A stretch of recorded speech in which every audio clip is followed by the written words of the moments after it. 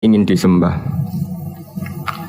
Kata Allah menjelaskan ini, ma asyadtuhum khalqas samawati wal ardi wala khalqa anfusihim. Kamu tidak perlu takut sama setan atau apalagi menuhankan setan. Setan itu tidak yang punya reputasi menciptakan langit dan bumi. Bahkan setan tidak bisa menciptakan dirinya sendiri. Ini menjadi pengetahuan bagi kita betapa bagi pakar-pakar tauhid, ahli tauhid, ketika setan nyatanya diusir dari surga, itu pun versi mereka. Versi mereka pun mengatakan seperti kita bahwa setan itu diusir dari surga dan ya keluar dari surga. Kalau setan itu Tuhan, tentu diusir gak mau karena di surga itu nikmat. Ketika setan diusir dari surga ya keluar, dia juga jadi makhluk yang hina dina. Berarti dia tidak punya kekuasaan bahkan pada dirinya sendiri. Dipaksa keluar dari surga ya keluar, dipaksa menjadi ahli neraka jadi ahli neraka, dipaksa jadi apa saja juga dia akan jadi seperti yang dipaksakan. Ini menunjukkan bahwa setan adalah tahta kudratillah, tahta qahrillah, tahta satwatillah, bahwa setan pun dalam kendali kekuasaan Allah. Makanya Allah mengatakan kamu tidak usah menyembah setan, tidak usah nurut sama setan. Setan itu lemah sekali karena faktanya dia tidak bisa memaksakan keinginannya. Ini yang oleh Allah disebut dalam firman-Nya inna kaida syaitani kana dhaifa. Setan itu lemah sekali. Ini perlu saya sampaikan ke para pendengar Unisia bahwa bertauhid itu ada sekian logika. Logika kelima adalah logika orang awam. Awam sekali. Suatu saat ada perdebatan antara Abul Hasan al-Asy'ari. Abul Hasan al-Asy'ari ini tokoh ahli sunnah paling populer dalam ilmu logika. Dia mengatakan orang menemukan Tuhan itu harus lewat logika yang cermat. Tidak boleh taklid, hanya ikut-ikutan. Dia harus menemukan satu argumentasi bahwa Tuhan atau pencipta langit itu ada. Kemudian ada satu problem di mana orang-orang kampung atau orang-orang yang lugu atau orang-orang awam itu tidak bisa ilmu logika, ilmu mantek kalau dalam bahasa pesantren. Kata Abu Mansur, kata Abul Hasan al-Asy'ari, itu masih mungkin. Walhasil para ulama ini meneliti ke orang-orang yang lugu, yang di kampung, yang petani, yang lugu sekali. Apa yang mereka temukan? Ternyata mereka punya cara logikanya sendiri untuk menemukan Tuhan, Sang Pencipta. Pernah suatu saat ada seorang petani lugu, biasa menggembala unta, ditanya, Bima araf tarubbak, lalu kamu yang petani ini yang hanya ngurusi sawah, ngurusi ladang, dengan cara apa kamu tahu kalau Tuhan itu ada? Si petani tadi marah besar dan dia mengatakan, Al-ba'ratu tadullu alal ba'ir wa asarul aqdam yadullu alal masir. Kata petani tadi, yang namanya ada kotoran unta, pasti ada untanya. Yang namanya ada jejak kaki, pasti ada yang barusan lewat. Artinya kalau ada makhluk pasti ada pencipta. Ini logika awam yang mudah. Kita tidak mungkin mengatakan bumi ini pencipta, mengatakan matahari pencipta. Kelihatan sekali kebendaannya, kelihatan sekali bahwa bumi matahari tidak punya ikhtiar, tidak punya kekuatan. Kelihatan sekali sifat-sifat kemakhlukannya. Jika benda-benda ini karuan makhluk, pasti menunjukkan bahwa ada penciptanya, ada khaliknya. Dalam logika Bedui tadi, si Bedui tadi, kalau ada kotoran sapi pasti ada sapinya. Meskipun sapinya sudah sekarang nggak terlihat, mungkin sudah jalan kemana. Sama, kalau ada jejak kaki, meskipun orang yang tadi lewat sudah kita nggak tahu, tapi kita pasti tahu, pasti ada yang lewat. Ini yang dimaksud dalam bahasa Arab, al-ba'ratu tadullu alal ba'ir. Kalau ada kotoran sapi atau kotoran unta, pasti ada untanya. Wa atharul aqdam yadullu alal masir. Kalau ada jejak orang lewat, pasti tadi ada orang lewat. Nah, semua metode ini digunakan semua oleh Rasulullah. Logika yang bagi intelektual, logika bagi kaum awam, logika bagi kaum menengah. Ya tidak awam, tidak intelektual. Semuanya digunakan. Semuanya jadi media untuk memastikan bahwa logika tauhid ini logika pilihan, logika yang benar-benar logika. Sehingga dalam banyak ayat disebut agama ini liqaum yaqilun, liqaum yatafakkarun, bagi kaum yang bisa berpikir, bagi kaum yang punya akal. Lalu kemudian kami teruskan alladzina yu'minuna bil ghaibi. Ini kata ghaibi bukan kayak dalam bahasa Indonesia misalnya setan atau hantu disebut barang gaib. Kata ghaibi dalam bahasa Arab adalah perbandingan atau lawan kata dari al-musyahad yang bisa disaksikan langsung lewat indera. Kita orang mukmin iman bahwa surga ada, padahal kita tidak pernah melihat surga. Kita mukmin iman bahwa neraka ada, padahal kita belum pernah melihat neraka. Ini sesuatu yang maghoba anil absor, yang mata kita tidak melihat, fisik kita tidak menyentuh. Kita pun iman.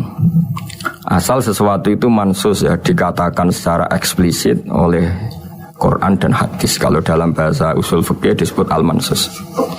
Ciri mukmin diantaranya adalah yang paling pokok alladzina yu'minuna bil ghaibi. Iman dengan sesuatu yang enggak kelihatan. Lalu kemudian para ulama cara pandang beda-beda. Bedanya bukan karena mereka bertentangan enggak, tapi ini menurut kelas rasa yang berbeda-beda. Bagi orang-orang sufi, Allah itu tidak bisa dikatakan al-ghaib, sesuatu yang enggak kelihatan. Karena Allah itu begitu jelas, az-zahir. Kata orang sufi, Allah itu zahir. Begitu juga dalam Asmaul Husna disebut Allah itu az-zahir, begitu jelas. Karena orang yang akalnya mapan, hatinya mapan, melihat satu lemari yang bagus, pasti langsung mensifati bahwa pembuatnya adalah orang yang hebat. Orang yang melihat mobil mewah atau pesawat yang canggih, pasti kepikiran pertama adalah pasti pembuatnya canggih. Sehingga eksistensi pembuat pesawat itu adalah orang hebat, itu langsung tertanam ketika melihat pesawat itu hebat. Bagaimana mungkin seseorang ragu akan kehebatan pembuat pesawat ketika melihat detail-detail pesawat? Pasti langsung kepikiran kalau pembuatnya itu hebat. Memutuskan bahwa pembuat pesawat hebat itu tidak harus ketemu yang membuat, juga tidak harus melihat. Tapi akal kita pasti meyakini pembuatnya itu hebat.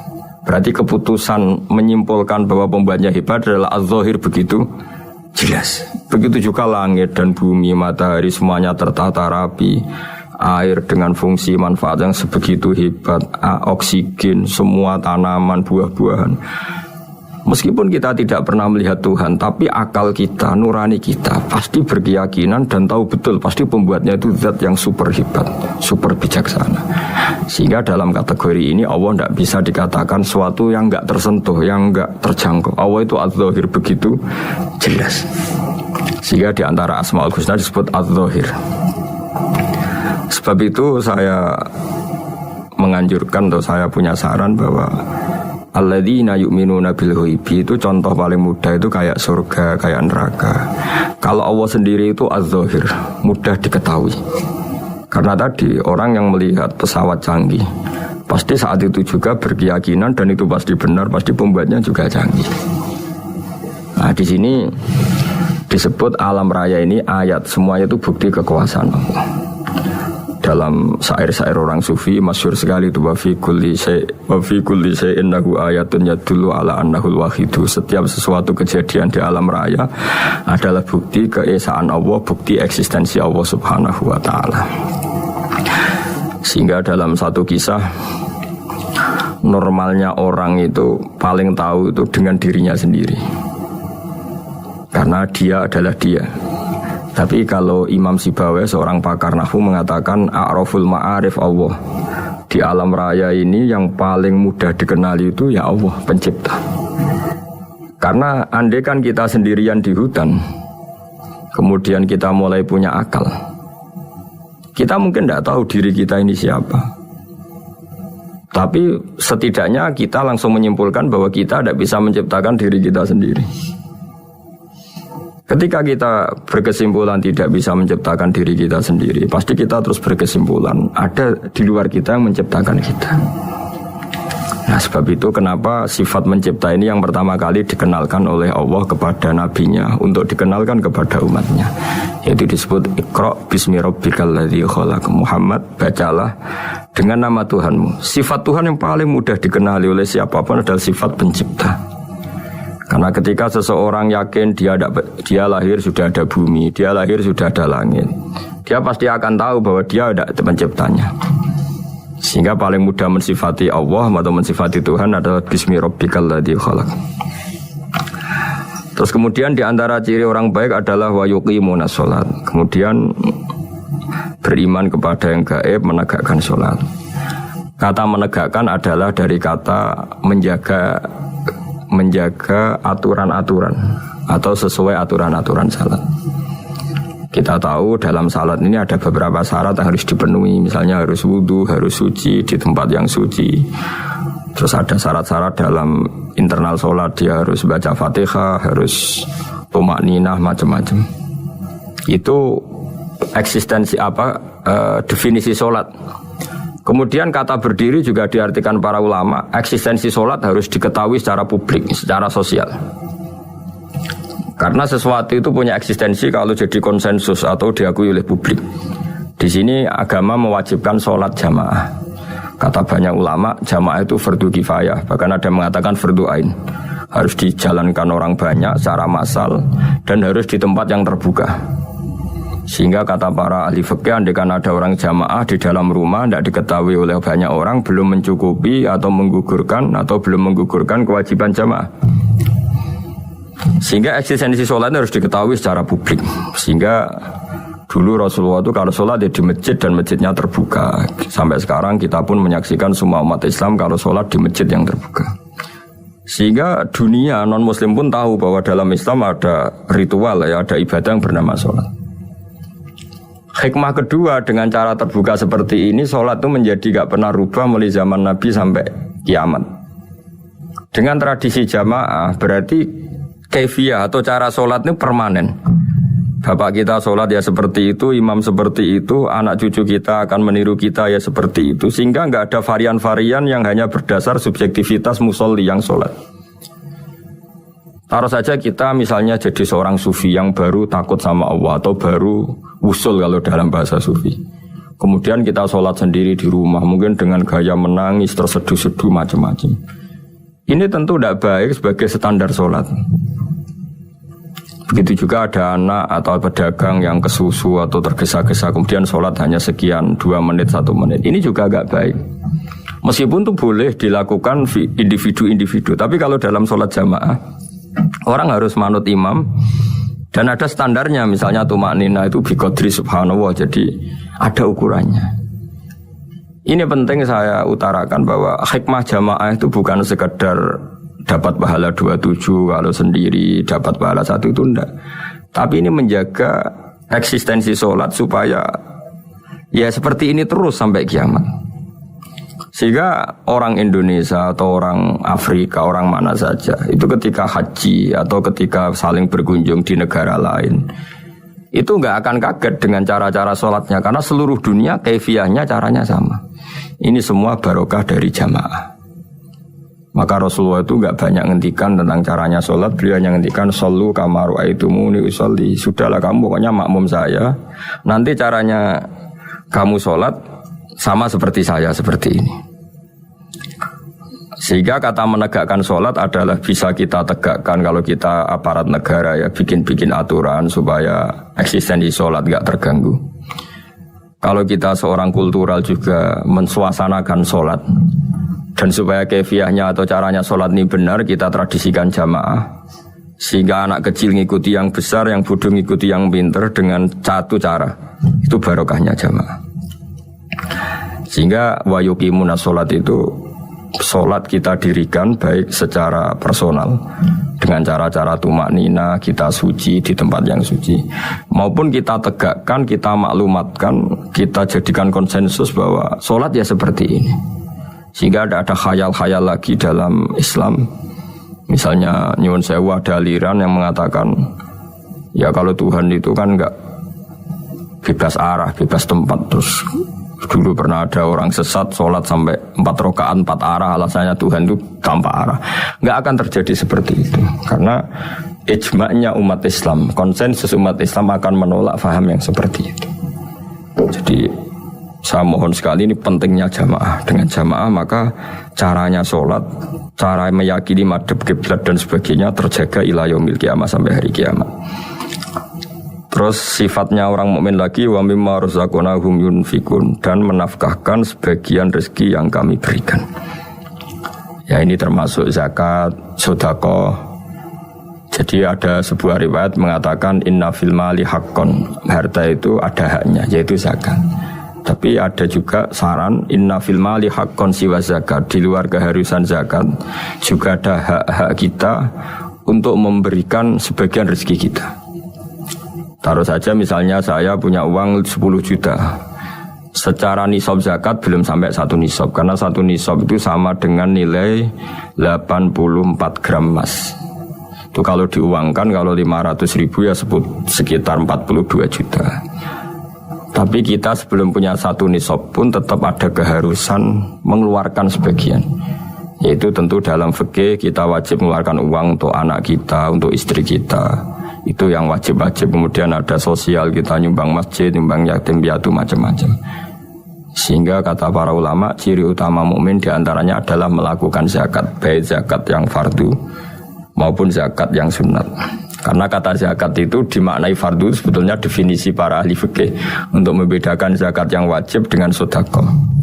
Tapi sebetulnya zaman dulu enggak ada seperti itu. Zakat itu maknanya bersihkan harta. Sedekah dari kata sedekah bukti benarnya iman. Jadi sedekah dari kata dari kosakata sedekah yasduqu sidqan, sesuatu yang membuktikan kita loyal itu disebut sedekah. Kita nikah, mas kawin di bahasa Arab kan sodak, dari kata sodako juga. Kita bukti iman, loyal, kita sodako. Bukti bahwa kita teman akrab disebut sidik atau sodik. Kalau dalam bahasa Arab teman namanya juga sodik, karena cara bertemanan secara benar, secara loyal. Sehingga wa mimma arsaknahum yunfikun ini ya memasukkan zakat yang dalam terminologi fikih, yaitu zakat yang zakat al-wajibah, atau zakat yang dengan makna lughat, yaitu ya artinya asal membersihkan harta kita, entah lewat zakat, sedekah, hadiah kepada orang-orang yang kita hormati, semuanya juga masuk dalam definisi zakat. Atau wa mimma arsaknahum yunfikun. Kemudian sifat terakhir dari orang muttaqin adalah walladzina yu'minuna bima unzila ilaika wa ma unzila min qablika bil akhirati hum yuqinun ulaika ala hudam mir rabbihim wa ulaika humul muflihun.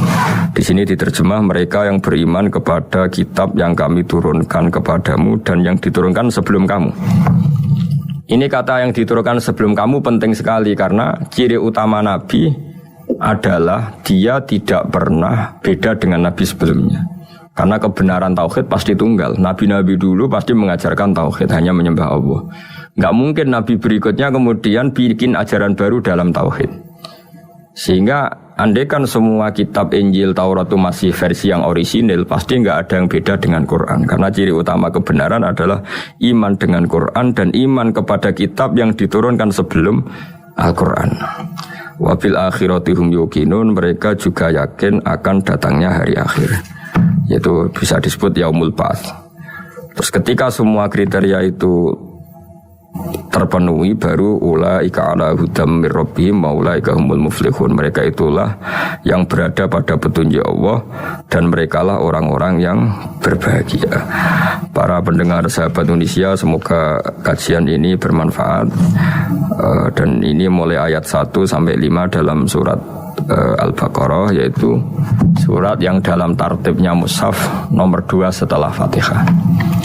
Jadi kalau dalam ulumul Quran disebut ada surat yang berdasar nuzulul Quran, yaitu surat Iqra, kemudian Muddatsir.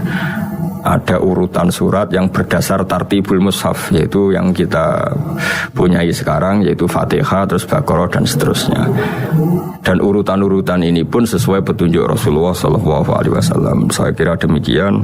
Mohon maaf atas semua kesalahan. Wassalamualaikum warahmatullahi wabarakatuh.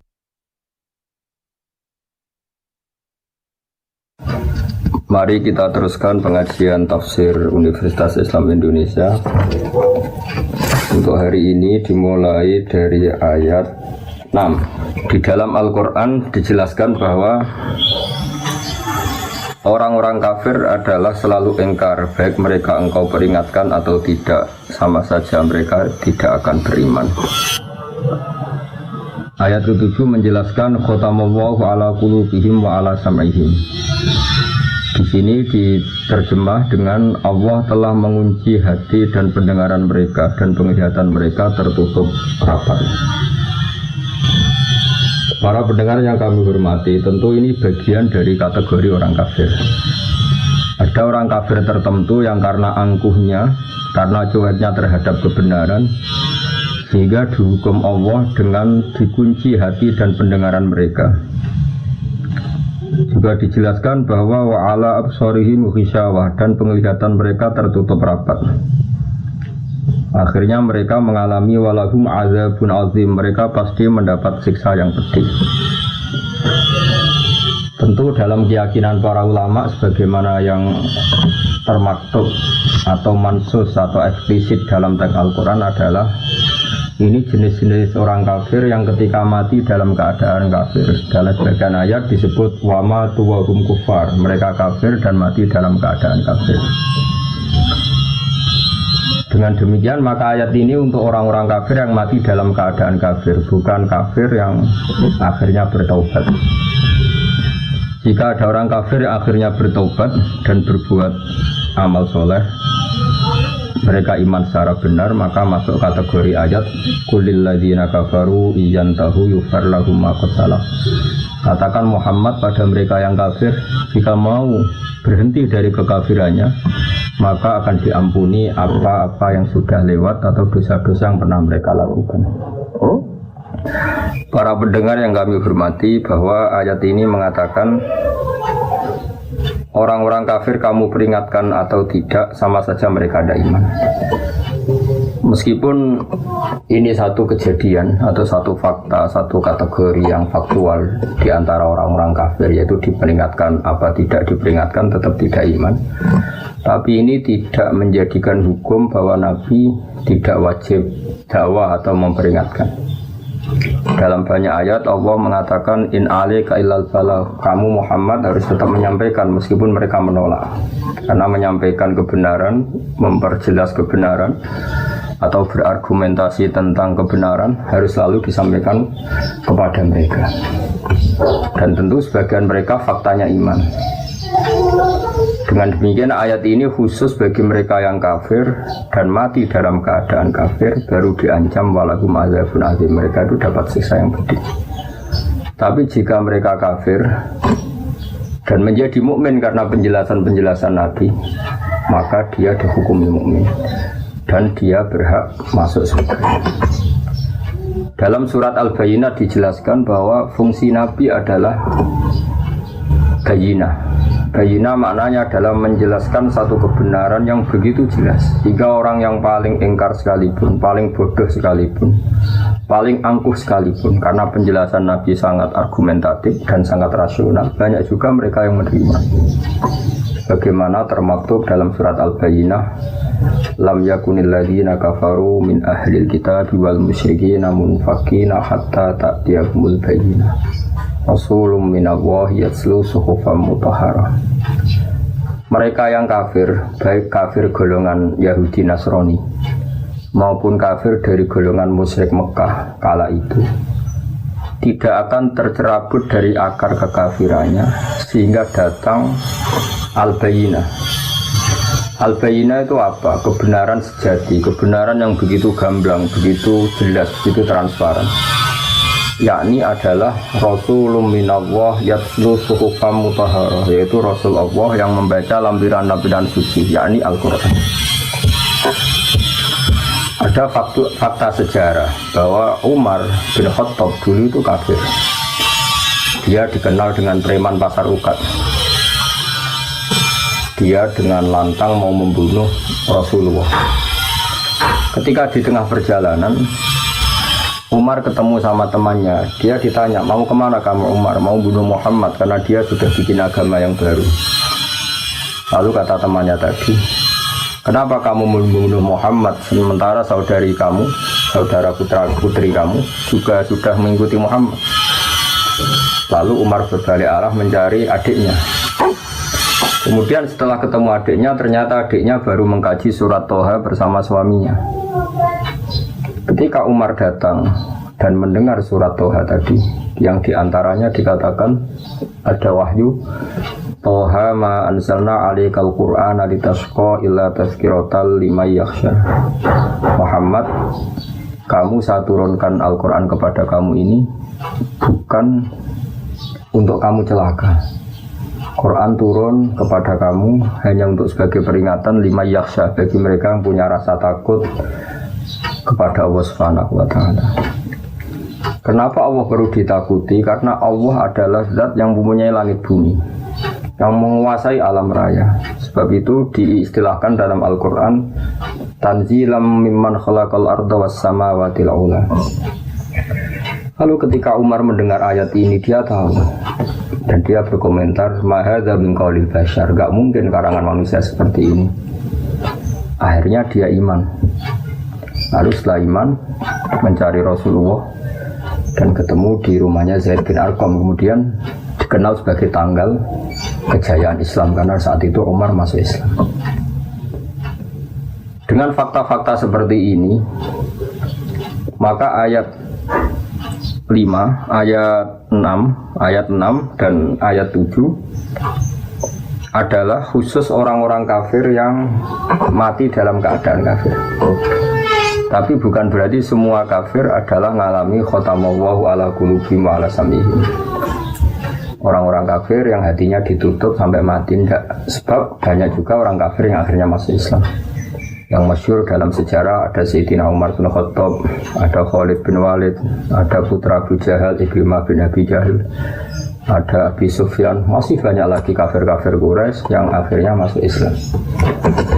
Dengan demikian ayat 6 sampai 7 adalah kategori tertentu, yaitu mereka kafir dan mati dalam keadaan kafir.